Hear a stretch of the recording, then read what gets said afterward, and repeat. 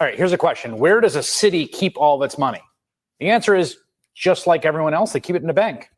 The biggest city in the country, New York City, has accounts at a regular bank. And on Wednesday morning, when officials checked the balances, they noticed that $80 million was missing.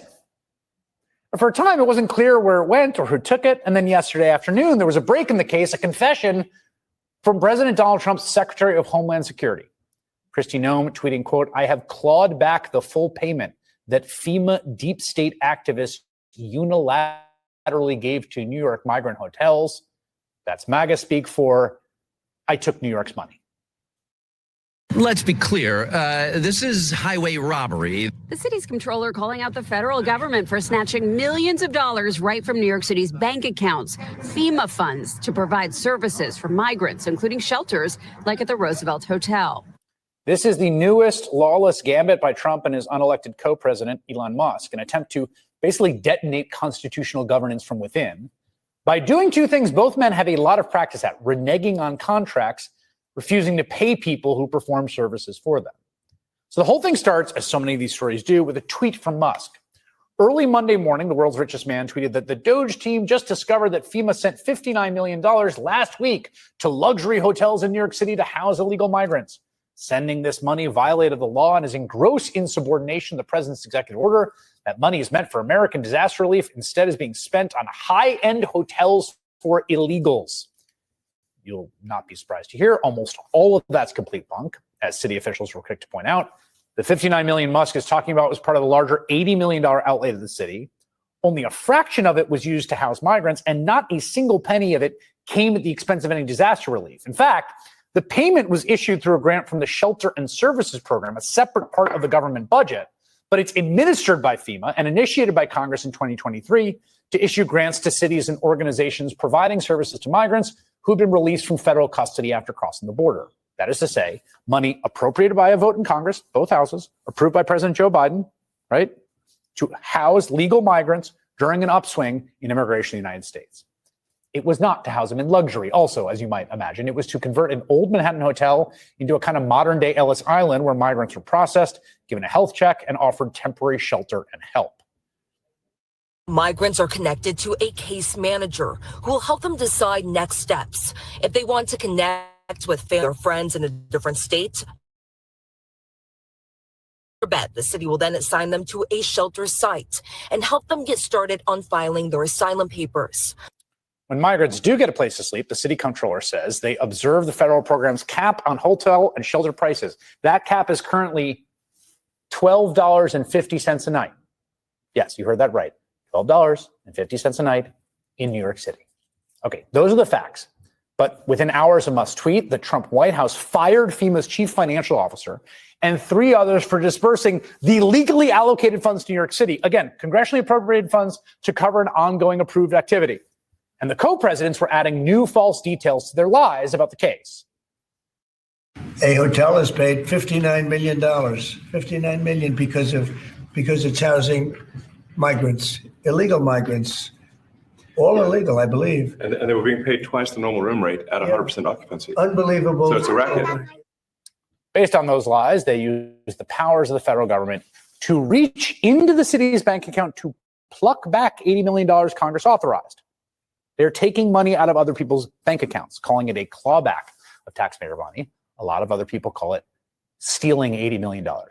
Brad Lander is a New York City comptroller, essentially the city's chief financial officer, and he joins me now. It's good to have you here. Okay, walk me through how you discovered this. Yeah. So yesterday morning, my chief budget deputy controller says $80 million is gone from the Treasury account of the Department of Finance. We think it was taken back by the federal government.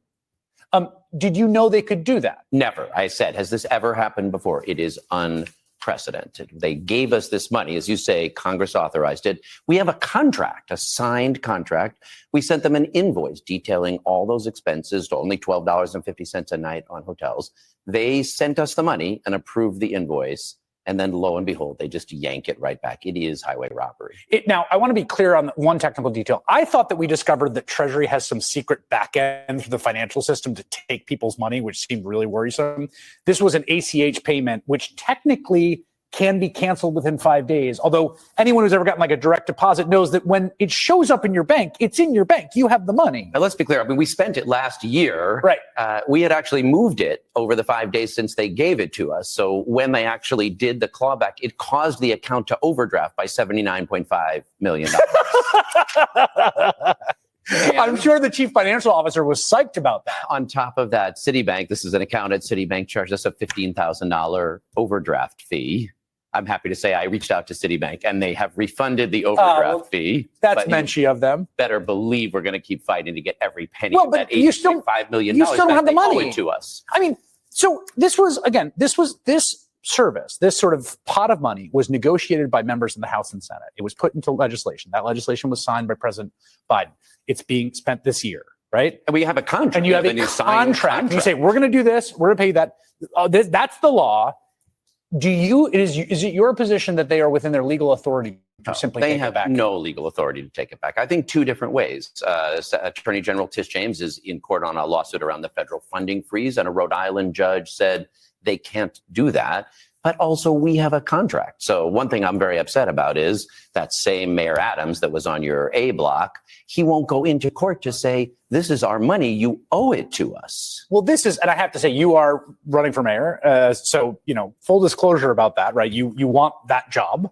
But the sitting mayor spent today with Mr. Homan. Yesterday, he said he was going to ask for the money back, but he didn't ask for the money back. He just gave Homan whatever he wanted. I mean, he is doing the bidding of President Trump and not the bidding of New Yorkers who need that $80 million on all kinds of other things. I mean, I also have to ask you, since you're here, I mean, we've just watched multiple attorneys of the Department of Justice, including the Southern District, the acting director, you know what a big deal that office is, multiple attorneys in Main Justice, the head of the criminal division, the head of the public integrity division, multiple deputies between that. We have no word from the mayor about any of this. Apparently, he's going to maybe be appearing with Homan at some point. This is what we've heard. Do you think that the governor of New York is going to be on with Rachel Maddow in the next hour? She has the power to essentially fire the mayor. Do you think she should do that? I mean, look, right now, we don't have a mayor who is working for the people of New York City. We have a mayor who is doing the bidding of Donald Trump and Elon Musk. And what more could there be than they take $80 million away from you? It's not really even ideological. I mean, you guys got to give it back. That's our money. You go into court. If he doesn't want to have his go into court, let the law department have me go into court. New Yorkers are looking for someone who will fight for them. And yes, that's why I'm running for mayor. That's the leadership that we need.